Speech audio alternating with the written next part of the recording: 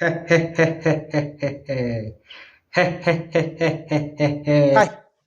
പുതിയൊരു സ്വാഗതം. ഇന്ന് വന്നിരിക്കുന്നത് ബാറോസ് ട്രെയിലർ റിലീസായിട്ടുണ്ട്. ഇന്നലെ വൈകിട്ടായിരുന്നു റിലീസായത്. ഇന്ന് അതിൻ്റെ ഒരു റിയാക്ഷനാണ്. അപ്പോൾ ഇത് ബാറോസിൻ്റെ ഒരു പാർട്ട് 2 വീഡിയോ ആണ്. എന്ന് വെച്ചാൽ ആദ്യത്തെ ഒരു വീഡിയോ എന്ന് പറഞ്ഞാൽ ഒരു 2 വർഷം മുമ്പ് അവരുടെ ഒരു മേക്കിംഗ് വീഡിയോ, ബാറോസ് ടീം ഒരു മേക്കിംഗ് വീഡിയോ റിലീസാക്കിയിട്ടുണ്ടായിരുന്നു. 2022 തോന്നുന്നു. അപ്പോൾ അതിൻ്റെ ഒരു റിയാക്ഷൻ ഞാൻ അന്ന് ചെയ്തിരുന്നു. അതിന് ശേഷം ഞാൻ ബാറോസിൻ്റെ വീഡിയോസ് ഒന്നും ചെയ്തിട്ടില്ല. ഇപ്പോഴാണ് അതിൻ്റെ രണ്ടാമത്തെ ഒരു വീഡിയോ ബാറോസിൻ്റെ ചെയ്യുന്നത്. ആ വീഡിയോ ഞാൻ ഡിസ്ക്രിപ്ഷനിലും കമൻറ്റിലും ബോക്സിലും ഇട്ടേക്കാം. അതും കൂടെ ഒന്ന് കാണുക. പിന്നെ ആദ്യമായിട്ട് ഈ ചാനൽ കാണുന്നവർ ഒന്ന് സബ്സ്ക്രൈബ് ചെയ്യുക. ബാറോസ് ഡയറക്ടർ ലാലേട്ടൻ, നമ്മുടെ ലാലേട്ടനാണ്. ലാലേട്ടൻ്റെ ഡ്രീം പ്രോജക്റ്റാണ്.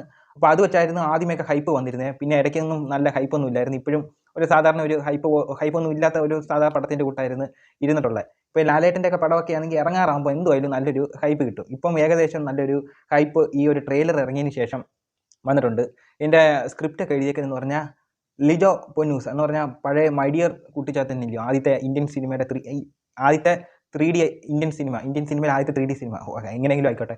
അപ്പോൾ അതിൻ്റെ ഡയറക്ഷൻ ജിജോ പൊന്നൂസ്. ഇതും ഇതിനകത്തും സ്ക്രിപ്റ്റ് എഴുതിയേക്കുന്നത്. ഇതിനകത്ത് മ്യൂസിക്കും അല്ലാതെ കുറച്ച് കാര്യങ്ങളൊക്കെ അതിനകത്ത് ആക്ട്രസ്സായിട്ട് വന്ന പെൺകൊച്ചൊക്കെ വിദേശത്തു നിന്നൊക്കെ കൊണ്ടുവന്നതാണ്. ഇതിനകത്തെ മ്യൂസിക്കും ചെയ്തേക്കുന്നതെന്ന് പറഞ്ഞാൽ ലീഡിയ നാദസ്വരവും പിന്നെ മാർക്ക് കില്ലന്. ഞാൻ ലാലേട്ടൻ നല്ലോണം പണി ഈ ട്രെയിലർ കണ്ടിട്ട് തോന്നിയെന്ന് പറഞ്ഞാൽ നല്ലോണം പണി എടുത്തിട്ടുണ്ട് പറഞ്ഞാൽ അത്രയ്ക്ക് നല്ലൊരു ക്വാളിറ്റി ട്രെയിലറാണ് ഇത് നമുക്ക് തന്നേക്കുന്നത്.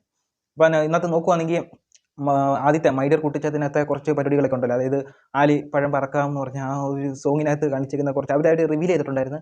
അതായത് ഒരു ഇതിൻ്റെ സെറ്റ് ഉണ്ടാക്കിയിട്ട് അത് നമുക്ക് നടക്കുന്നതനുസരിച്ച് കറക്കുന്ന ആ ഒരു മെത്തേഡ് ഇതിനകത്തും അവർ അപ്ലൈ ചെയ്തിട്ടുണ്ട്. അതായത് ലാലേട്ടൻ്റെ കുറച്ച് രീതിയൊക്കെ കാണിച്ചിട്ടുണ്ട്. പിന്നെ നല്ലൊരു ഹോളിവുഡ് ടൈപ്പിലുള്ള ഒരു മേക്കിംഗ് ആണ് ഇതിനകത്ത് എനിക്ക് പേഴ്സണലി തോന്നിയത്. പിന്നെ എൻ്റെ പ്രത്യേകത എന്തെന്ന് പറഞ്ഞാൽ നമ്മളിപ്പം കുറേ 3D സിനിമ അടുത്ത സമയത്തൊക്കെ ഇറങ്ങിയിട്ടുണ്ട്. ARM ഇറങ്ങിയിട്ടുണ്ട്. ഇപ്പോൾ അടുത്ത കങ്കുവ ഇറങ്ങിയിട്ടുണ്ട്. ഈ കങ്കുവ ഈ സിനിമ 3D ആണെങ്കിലും ഇതിനകത്ത് നമ്മൾ ലെയർ വീഡിയോ കയറ്റിയാണ് ഇത് 3D ആക്കിയിരിക്കുന്നത്. അല്ലാതെ നമ്മൾ 3D ക്യാമറ വെച്ച് ഷൂട്ട് ചെയ്തതല്ല. ഇതിപ്പോൾ കാണുമ്പോൾ ഞാൻ ഇതുപോലെയൊക്കെ ഉള്ള കാര്യങ്ങൾ ശ്രദ്ധിക്കാറുണ്ട്.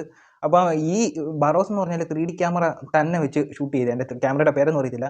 ഈ ഡയറക്ടർമാരെന്ന് പറഞ്ഞാൽ നമ്മളെ എല്ലാ ക്യാമറകളുടെ ആയാലും എല്ലാത്തിൻ്റെ പേര്, ലെൻസിൻ്റെ ഒക്കെ എല്ലാത്തിൻ്റെ പേര് നമുക്ക് മനസ്സിലാവണം. ഇതിനകത്ത് എനിക്ക് അത് മാത്രമേ ഉള്ളൂ എനിക്ക് നല്ലോണം പിടുത്തമില്ലാത്ത. കാരണം ക്യാമറയുടെ കുറച്ച് പേരുകളും കുറച്ചൊന്നും എനിക്കറിയത്തില്ല.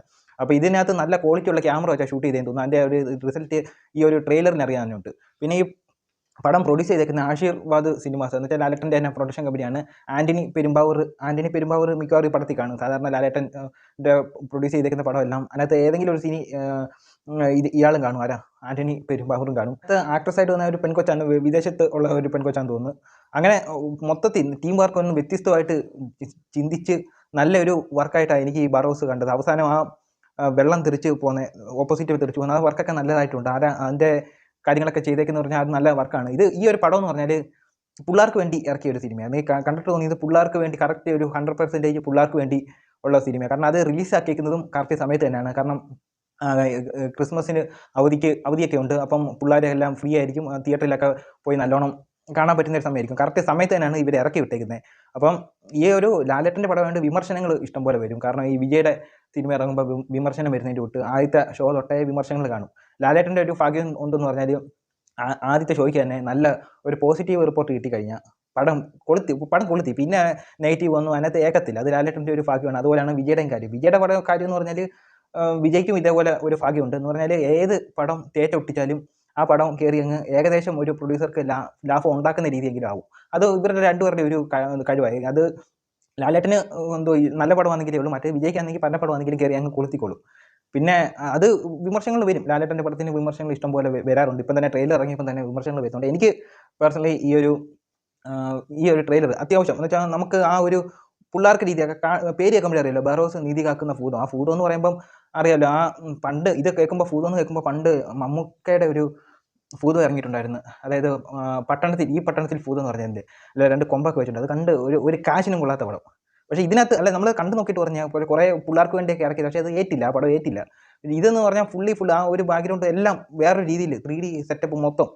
സാധാരണ ക്യാമറയുടെ നമ്മുടെ ഫ്രണ്ടിലോട്ട് ലാലേട്ടൻ യുദ്ധം ചെയ്യുന്നതൊക്കെ കുറച്ച് സീനുണ്ടല്ലോ, അതെന്ന് പറഞ്ഞാൽ നമുക്ക് ലെയറി കയറ്റിയൊക്കെ വേണമെന്ന് നമുക്ക് തോന്നും മറ്റേ ട്രെയിലർ കാണുമ്പോൾ എടുത്ത് കയറ്റിയൊക്കെ വിട്ട് തോന്നും. പക്ഷേ നമുക്ക് 3Dയിൽ കാണുമ്പം അത് നമുക്ക് കറക്റ്റ് രീതിയിൽ തോന്നാം. ഞാൻ ഈ ഒരു ഇത് ആദ്യമായിട്ടാണ് ഈ സെറ്റപ്പ് കാണുന്നത്. അവതാർ ഞാൻ കണ്ടിട്ടുണ്ടായിരുന്നു, 3D കണ്ടിട്ടുണ്ടായിരുന്നു. 3D സിനിമ കാണാൻ ഭയങ്കര ഇഷ്ടമായിട്ടുള്ള ഒരാളാണ് ഞാൻ. അപ്പം ഇത്രയേ ഉള്ളൂ. ഞാൻ ഇതിൻ്റെ ആദ്യമേ ചെയ്തൊരു റിയാക്ഷൻ വീഡിയോ ഞാൻ കമൻറ്റ് ബോക്സിൽ ഇട്ടേക്കാം, ഡിസ്ക്രിപ്ഷനിൽ ഇട്ടേക്കാം, അതുകൊണ്ട് കയറി ഒന്ന് കാണണം.